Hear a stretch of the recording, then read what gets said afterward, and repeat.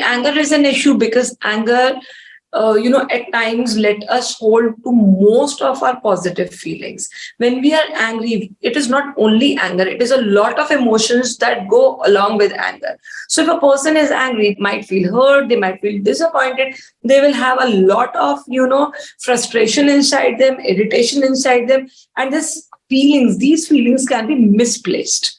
So anger usually is there to let out of all the negative emotions in a negative way.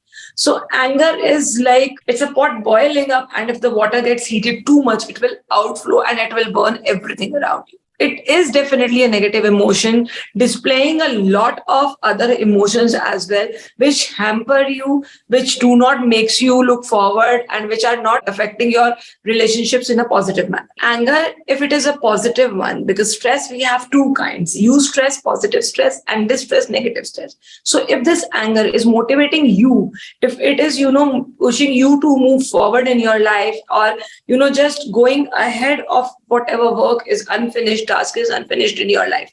So if it is motivating you, then it is a positive anger. But if it is hampering all your relationships, your work-life balance, your studies, and your performance at your work and your personal lives, then it's a negative emotion. Ambushing the anger, on other hand, is okay if you do not hurt anybody. And by anybody, I mean yourself. You do not self-harm also yourself. So if you do not self-harm yourself, if you do not harm others around you, if you do not harm yourself with negative thoughts or overthinking and other things that you do to yourself, then it can be positive. But mind it, there is a very little, very fine line between realizing that whether we are hurting inside or not. Because I always say, if we are angry, we think and we overthink and we always think negative. So that is how this is harmful to all of us.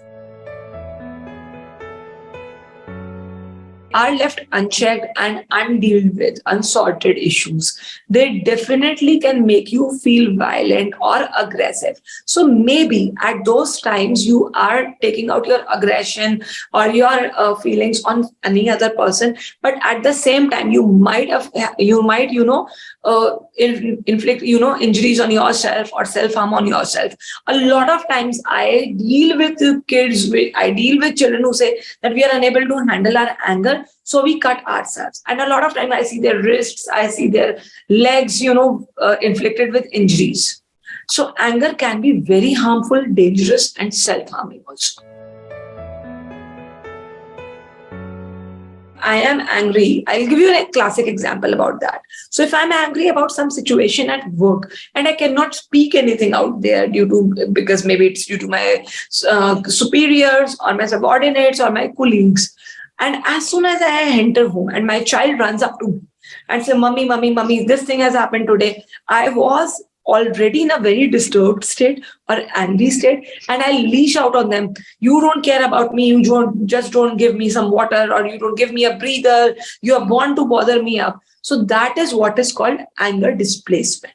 I'm angry about certain situation or certain people or certain feelings, and I displace it and put it out on the people which are very vulnerable, emotionally vulnerable to me. So anger displacement is real. To avoid the displacement of anger, which is harming your relations or healthy relationships in your life, you must first understand why you are angry and whether the person in front of you is responsible for it or not. So take some time for yourself. Just sit with yourself and just, try to drink some water, or, realize your feelings and meditate or take it out positively. Maybe you can journal as well as that time.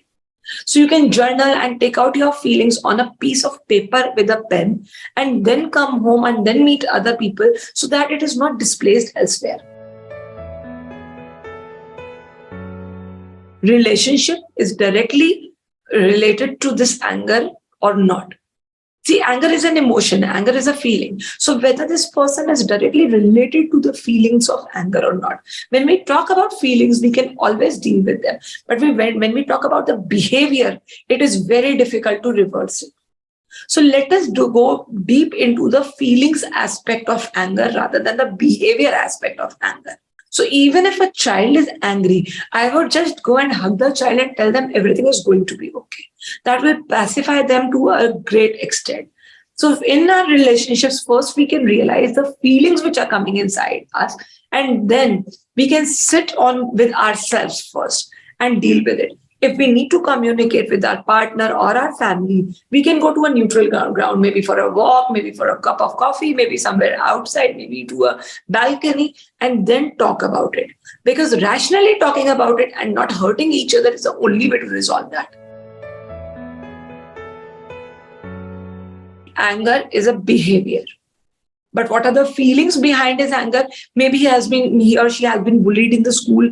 Maybe they have been let down by somebody else in their lives. Maybe they are, not happy with what is going on inside them.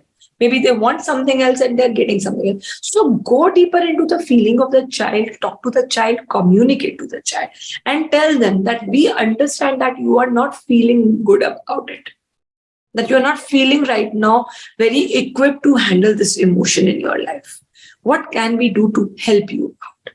Ask them, is there something that we can do to help you out? Then they will tell you. If the child is too small, then maybe, talking to the child, or rather than, accepting the child with this malfunctioning feelings will help them out. There are many techniques for anger management. So for anger management, firstly, as I told you, please identify your trigger. Please identify the situation that makes you angry. Please identify the people who makes you angry, because people will never make you angry. It is the things that they do, or the things that they say, or the words that they put upon you makes you angry. So always identify what bothers you the most, because most of the time, anger, irritation, frustration is due to the fear inside. Maybe they are speaking about something which is true and you don't want to believe in that. So maybe they are showing you the mirror. So for recognizing the anger, you have to identify the triggers, accept them, and then deal with them, either with a psychotherapist help or with your own help. Then second is your sleep hygiene. If you are rested, well rested, your body as well as your mind, you will not feel angry or irritated for most of the time.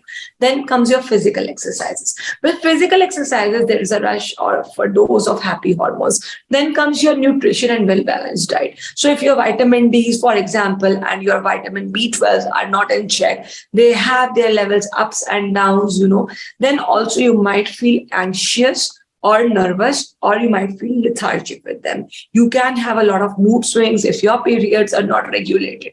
So for that, you need to take care of your physical health as well. So take a well-balanced diet, take a proper diet, just cut down your sugar levels, sugar intakes, and just cut down all the junk foods that you're having in your life.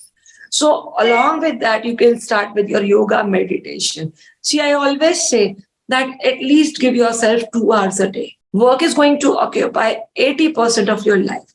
So 1 hour in the morning, 1 hour in the evening, that is the only key to take care of yourself. So by all these self-care, regulation, emotional regulation practices, you can take care of your anger as well.